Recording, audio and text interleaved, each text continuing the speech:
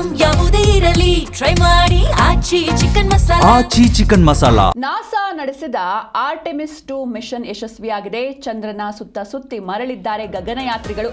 ಶಾಂತ ಸಾಗರದಲ್ಲಿ ಓರಿಯನ್ ನೌಕೆ ಲ್ಯಾಂಡ್ ಆಗಿದೆ. ನಾಸಾ ನಡೆಸಿದ ಆರ್ಟೆಮಿಸ್ 2 ಮಿಷನ್ ಯಶಸ್ವಿಯಾಗಿದೆ.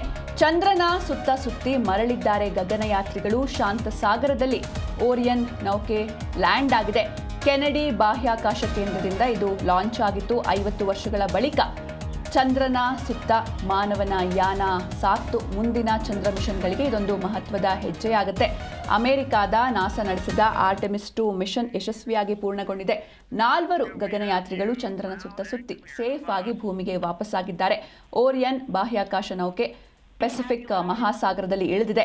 ಫ್ಲೋರಿಡಾದ ಕೆನಡಿ ಬಾಹ್ಯಾಕಾಶ ಕೇಂದ್ರದಿಂದ ಲಾಂಚ್ ಆಗಿತ್ತು. ಈ ಒಂದು ಮಿಷನ್ 10 ದಿನಗಳ ಪ್ರಯಾಣವನ್ನು ಸಕ್ಸಸ್ಫುಲ್ ಆಗಿ ಕಂಪ್ಲೀಟ್ ಮಾಡಿದೆ. ಸುಮಾರು 50 ವರ್ಷಗಳ ಬಳಿಕ ಮನುಷ್ಯರನ್ನ ಚಂದ್ರನ ಸುತ್ತ ಕರೆದೊಯ್ದ ಈ ಮಿಷನ್ ವಿಜ್ಞಾನ ಕ್ಷೇತ್ರದಲ್ಲಿ ಮಹತ್ವದ ಹೆಜ್ಜೆಯಾಗಿದೆ.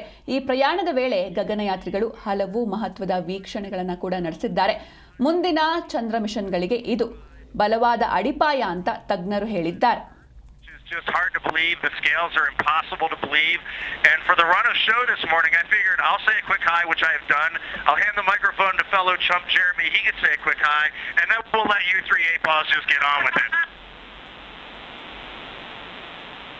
Yeah, there's going to be like a tiny bit of microphone time before the 8-balls get after it.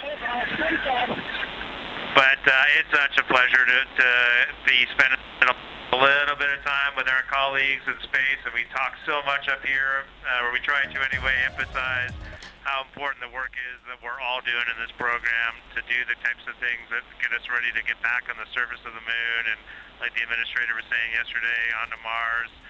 And so we just appreciate you, and it's fun to be up in space with you at the same time.